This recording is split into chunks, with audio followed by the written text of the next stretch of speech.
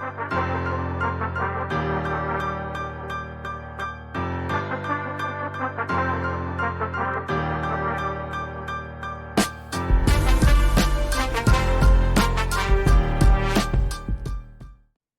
am so tempted to make this entire episode about Wimbledon. Now, I know I can't do that. The majority of our listeners and viewers don't watch tennis whatsoever, which, if you haven't or if you don't watch tennis, I really recommend you get into it. It's super fun to watch, very entertaining, and this is the best time. This is the best time to do it. There's 16 remaining on the men's side and the women's side, so this is the best time to get started. But for this episode, episode 91, I thank you guys for being here to start your week. I hope everybody had a great weekend. We have NBA to talk about with the free agency signings pretty much wrapped up. There's a few guys still remaining in free agency that have not signed, but the majority of the big names are off the market.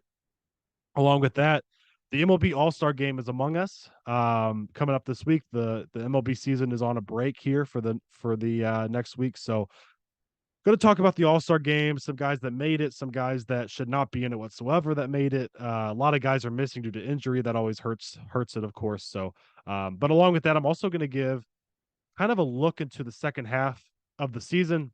3 bold predictions for the 2023 season going to the second half. But if you guys are watching on YouTube, listening on Spotify, listening on Apple Podcasts, wherever you're listening right now, make sure to rate, review, and follow wherever you're at. Like and subscribe if you're on YouTube.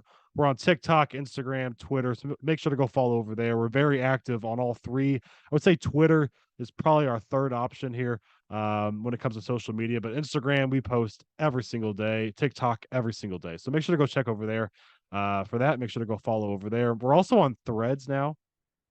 And now Threads is still kind of new. To me personally, I don't really understand it. I understand it's, I guess it's kind of like a Twitter, but for Instagram. So that might be a competition there between Threads and Twitter. I guess that's the point of Instagram doing that. But we are on there as well. We are coming fresh off of a tremendous interview with Audrey Devon. If you guys have not checked that out yet, make sure to go check that out. That's a tremendous interview, very informative interview from Audrey. And I'm also getting a little bit over a cold here, so if I sound a little messed up, that would be why.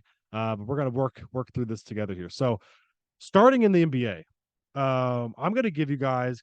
It would get really boring if I sit here and I go through every single signing that happened. So, what I'm gonna do is give my top 3 that I think are most beneficial, and I'm gonna give my worst 3, which don't make any sense to me. There's a couple guys that I want to list off right off the bat that I'm kind of torn on. Dante DiVincenzo, 4 years, 50 mil to the Knicks.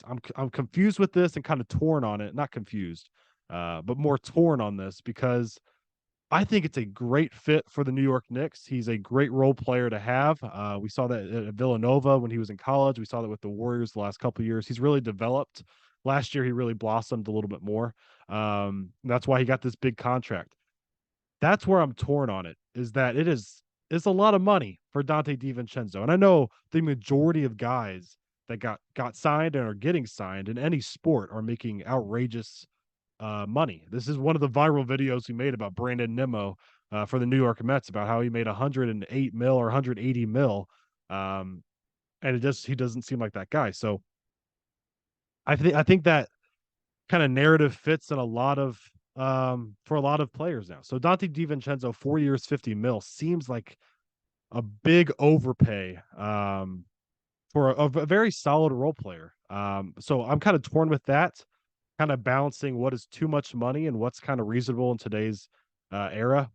I think he's a great fit for the Knicks, though. He's not on my list of top 3. I just had to list him off. And I also have to list off Fred VanVleet to the Houston Rockets is probably the number 1 signing that is getting the most hate, I would say, because he's making more money than Kyrie Irving. He's making more money than your favorite point guard. Like, he is making outrageous money, max contract, 3 years, 100, I think it was 130 mil. It's like 40 mil a year, 40 plus mil a year he's making. And this, I understand he's overpaid. I understand with Fred VanVleet, you're going to get, and I have the jersey behind me there.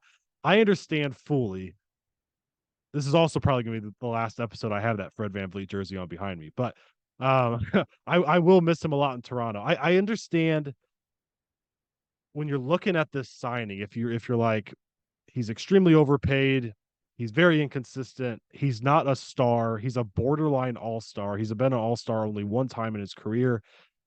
If you're the Houston Rockets, though, I will say this.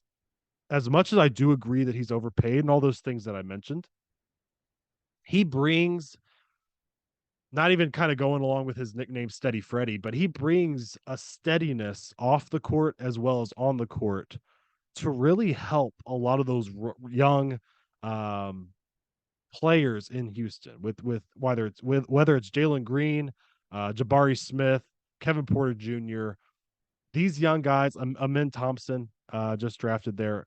These guys need a veteran leader and a guy that's a guard that can play their position and kind of really help mold them. I think he's a great guy to do it. So yes, he may be overpaid. He very well is overpaid. But I think what Houston is trying to do is take this young talent that they have and build kind of a culture and kind of mold them. And I think now, one of their signings was Dylan Brooks, and I'm going to get to Dylan Brooks in a little bit here. But they signed Fred VanVleet to be that role model, to be that voice, and he's also still a great player. Still, like it's not just some like veteran guy coming in the locker room and helping out that way.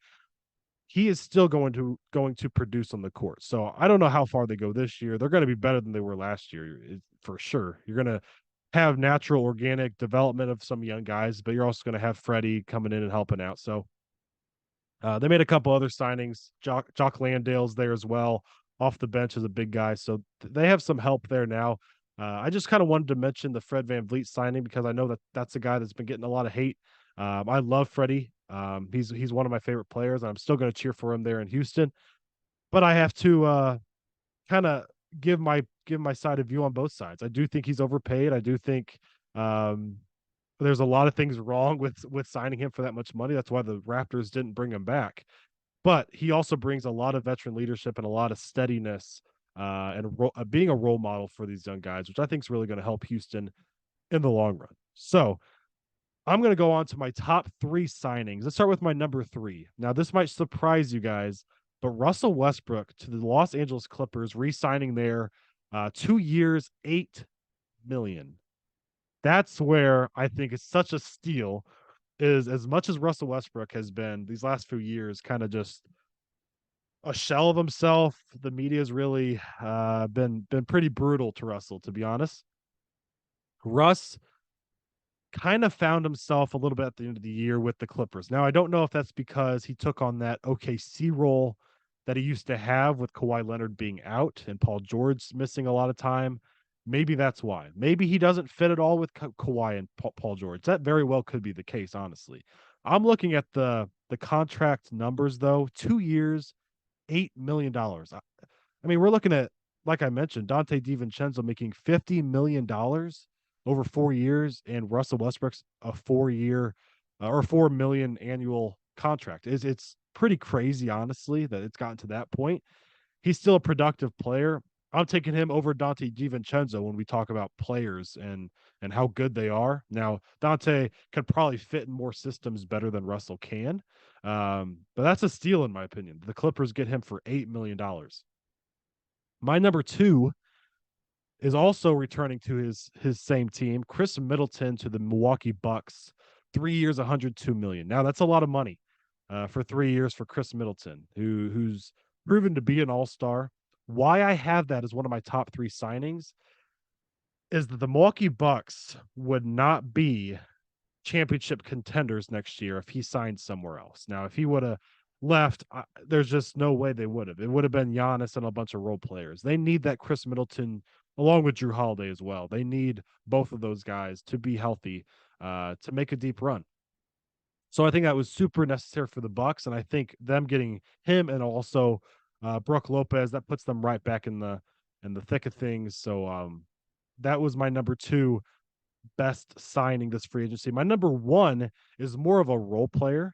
That's Gabe Vincent to the Los Angeles Lakers. Now, a lot of people may be coming at me thinking that's just because I like the Lakers, whatever it may be. They needed a point guard to go along with Austin Reeves and D'Angelo Russell that they can rely on, that has been in the big moments, that has proven to be a championship caliber, tough defensive point guard. And they got the perfect guy for that. I heard a few rumors that he was going there before he ended up signing there. And um, I didn't know if they were going to be true or not. I knew Dennis Schroeder was also a free agent. He ended up landing with the Toronto Raptors, but Gabe Vincent to the Lakers, 3 years, 33 million, so 11 million per year. I think he's a tremendous fit. I really think he's going to play a great role in the regular season, but more importantly, in the postseason. I think you're going to see Gabe Vincent play a huge role in a potential championship run for the Los Angeles Lakers. So those are my top my top three signings. Let's get to the worst three. Now, going through all of these um signings, I found that there were a lot more bad ones than there were good ones, and in my opinion. Now, there wasn't a whole lot of stars in free agency this year. Obviously, you had Kyrie Irving. I think it was like 3 years, 130 mil back with Dallas, something along those lines. And you had Chris Middleton and Russell Westbrook, James Harden. There's been rumors of him being traded, and Damian Lillard, but no like big name free agents. Now, next year you're going to have more. This year was a lot of those role players getting paid. And so I have three role players that in my opinion were very overpaid. Let's start with my number 3. I love this guy too. Max Strus to the Cleveland Cavaliers, 4 years, $64 million. This is a guy that can shoot the heck out of the ball, but he's also a guy that's coming off of a NBA Finals where he shot awful, like ridiculously bad, and was a huge liability, especially defensively, but even offensively for the Miami Heat, which surprises me that he gets $64 million over 4 years for being so bad in the NBA Finals. It's almost, I mean, usually you get rewarded for how well you do, not how not how bad you played. So that's a big surprise for me. One off the top of my head before I get to my last two here, Bruce Brown, great role player. If you want to go pure role players in the NBA, he is up there with the best of them. $45 million over 2 years to the Indiana Pacers. Credit to Bruce Brown entirely. I mean, you got your bag there in Indiana. If you're Indiana, though, that's one of those signings that I don't think is going to really look pretty good down the line here. 2 years, that's a lot of money. That's a lot of money. It's over 20 mil a year for a role player, which is kind of crazy, especially for a team that's not really gonna make a deep playoff push next year. You wouldn't imagine. So let's get to my last two. Jeremy Grant. I think he was a necessity for the um, Portland Trailblazers to sign. They needed that role, 3 and D type of guy that can be more than a role player at times to go along with Scoot Henderson and potentially Dame, whatever happens in that situation with Nurkic as well. But 5 years, 160 million. I think Jeremy Grant might have finessed the Portland Trailblazers a little bit. They understood they needed to keep him because that's been a huge weakness for them the last however 7-8 years even, is not having that third option, not having that um kind of wing presence. They've always had the Dame and CJ era. Now it's Dame and Scoot. And Anthony Simons is in there as well. I keep forgetting he's in that mix. So they had to keep Jeremy Grant. I think Jeremy Grant understood that, and he got paid 160 mil. Now I'm saying that's a worse signing because I understand they needed him, but 160 mil for Jeremy Grant is way overpaid in my opinion for his caliber of play. My number one is mind blowing. I mentioned his name earlier, and I understand I understand what Houston's trying to do, building a culture, building toughness, building this identity, kind of helping these young guys. But Dylan Brooks, 4 years, 80 million. Now, Dylan Brooks, there was a lot of rumors he was not even going to get signed. He was going to go play in China. He was going to go play overseas somewhere else. That's not even, I mean, 4 years, 80 million for Dylan Brooks. Like that should be the headline. That should be that's a gross signing. It's a gross signing. Like Fred VanVleet, very overpaid. But I understand where they're getting at. They get a all-star caliber guard that can really help these young guards develop. Dylan Brooks is, as much as I don't think he's as bad of a basketball player as he showed, I think he's a bad role model for those young guys. I think he's a bad addition to their team in general when it comes to role players. I think it's an awful signing, let alone $80 million. A $20 million a year guy, that's insane. That's actually insane to me. And I can't really wrap my head around Dylan Brooks is a 20 annual salary, $20 million a year guy. That blows my mind. And I'm going to finish the NBA with that because I'm going to leave you guys with that because let us know through our DMs on Instagram what you guys think about that. About some signings. I'll make sure to post about some signings coming up here, but that blows my mind. Let's move on to some MLB though. The All-Star game is this week, and it has become sadly a joke in my opinion. I think it's still the best in sports. The NBA All-Star game is a joke. I like some of the things they're doing there. It's still bad. The NFL Pro Bowl is ridiculously awful to watch, painful to watch even. And the NHL is pretty bad too. I mean, there's no physicality obviously, and it makes sense. Like you don't want to get injured in an All-Star game. This year the All-Star game is a joke for the MLB because guys aren't participating. And some of this has to do with injuries, but let's take a look at some names that are not participating in the All-Star game this year. Aaron Judge, injury. Mike Trout, injury. Framber Valdez, Spencer Strider, Kevin Gausman, Marcus Stroman, Devin Williams, Clayton Kershaw, Jordan Alvarez, Shane McClanahan. These are big name faces of baseball. I don't think Shohei Ohtani is participating either. I could be wrong with that. I didn't write his name down. But these are big name guys that aren't participating in the All-Star game, which I think hurts baseball because you obviously, for the casual fan just wanting to watch the best players play at the same time, you're not going to see all the best players. Now, there is going to be a tons of talent in this game, but the guys coming in to fill in, like Craig Kimbrell and Pablo Lopez, like they're good, solid players. Craig Kimbrell has been great lately, which has helped his stats because he was awful to start the year with Philadelphia, and they've kind of turned it on as a team a little bit. Pablo Lopez is a solid starting pitcher for the Twins. Like you get these guys coming in that's not must watch TV. Like you want to come see Mike Trout. You want to come see Aaron Judge. Those two guys are in a different category because they're injured. Same thing with Clayton Kershaw. Honestly, same thing with Jordan Alvarez and Shane McClanahan. But Spencer Strider, Gausman, Stroman, Devin Williams, those guys are just sitting out. And I can't blame them. Like you don't want to stress your arm in this game. You don't want to risk an injury in this game. You want to spend time with your family. It's a grueling long season. You want to spend time not focusing on baseball. But if you're a fan, it sucks. You want to see them compete.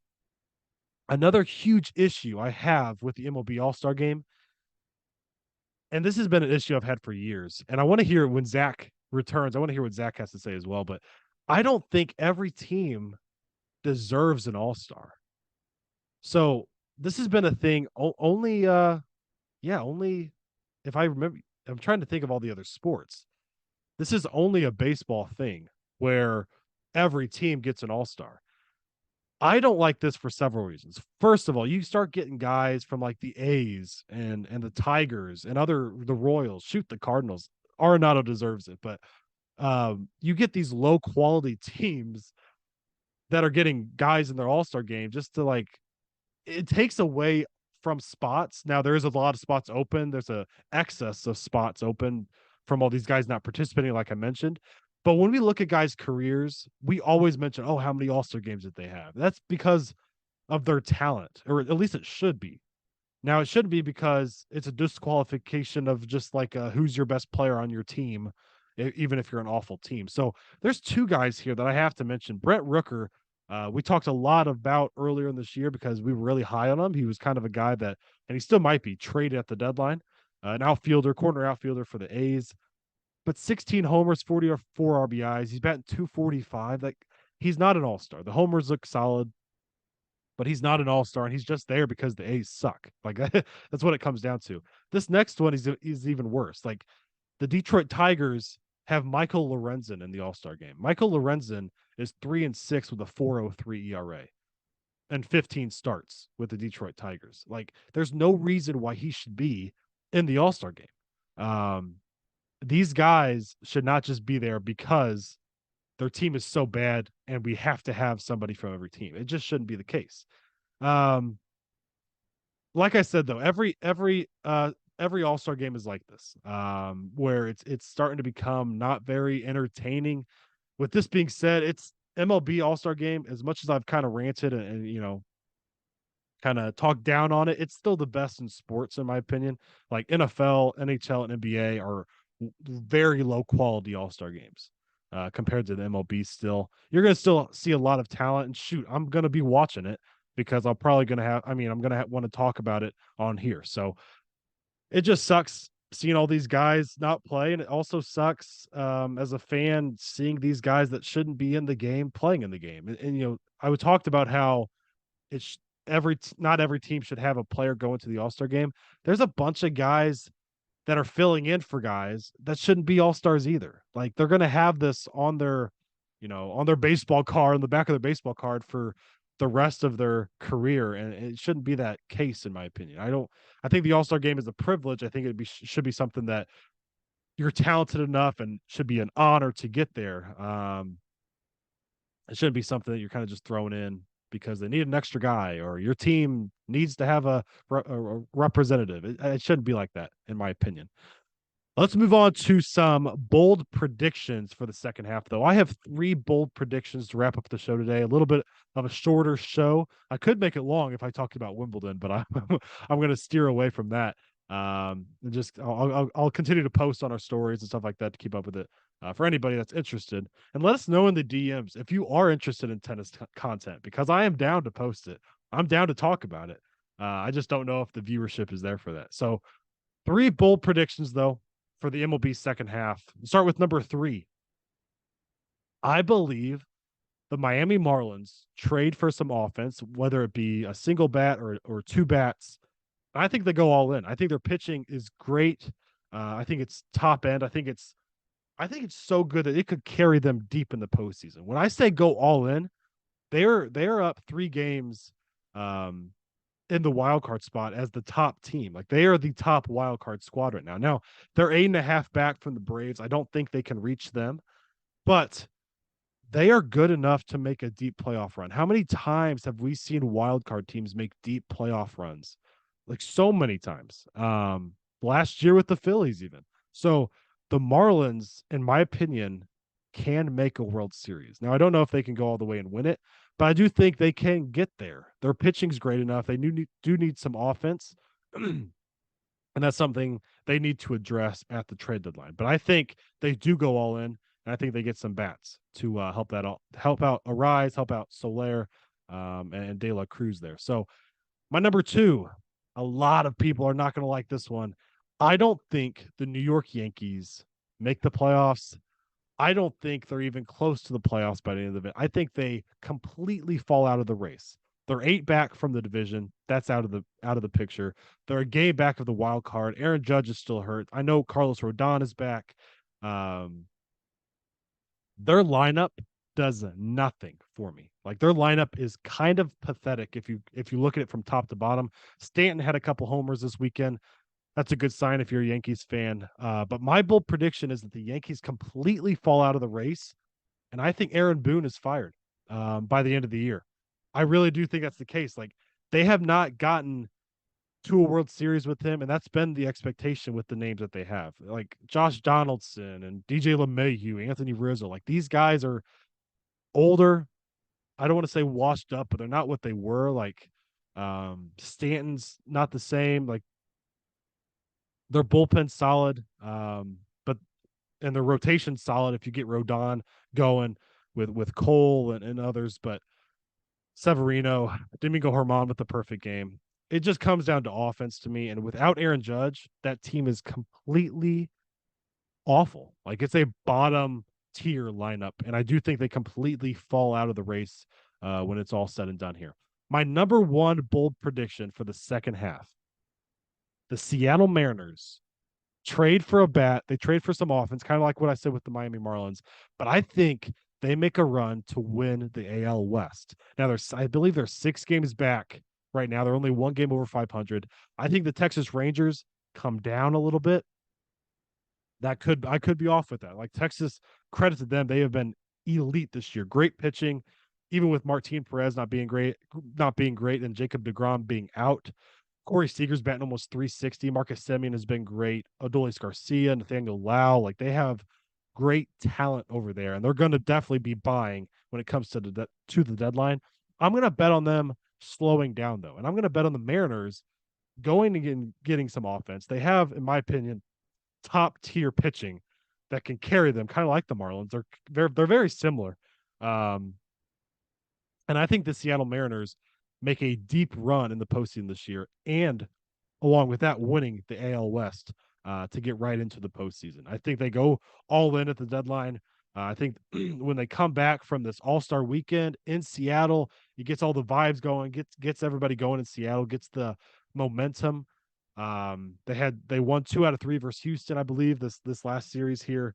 I think they get going, and I think the Angels are going to come down with all their injuries. I think the Rangers come down. I don't think the Astros are built for it this year. And I think it's the perfect opportunity for Seattle to run with this. They've started slow this year, and this is a perfect time. Regroup at the All-Star break here. You have it at home in Seattle. Obviously, people are going to be excited there, having it there. Come back out from the break and shoot for the top. And I do think they can get there. But that's pretty much all I have for this episode to wrap it up here. We will be back on, should be a couple times this week on Wednesday and Friday. We're going to try to be getting some NFL episodes out when Zach returns, and along with some interviews as well coming out. Again, if you guys have not checked out the interview with Audrey Devon, make sure to go check that out on Spotify, Apple Podcasts, YouTube. Of course, follow, review, rate, like, all that great stuff. Wherever you're listening, wherever you're viewing. Follow us on Instagram, follow us on Twitter, follow us on TikTok. We're still very close to 10,000 followers on TikTok. So go spread the news, help us get there. But besides that, we will see you guys later this week. I hope you guys enjoyed episode 91, and I hope you guys have a great rest of your week. We'll see you next time.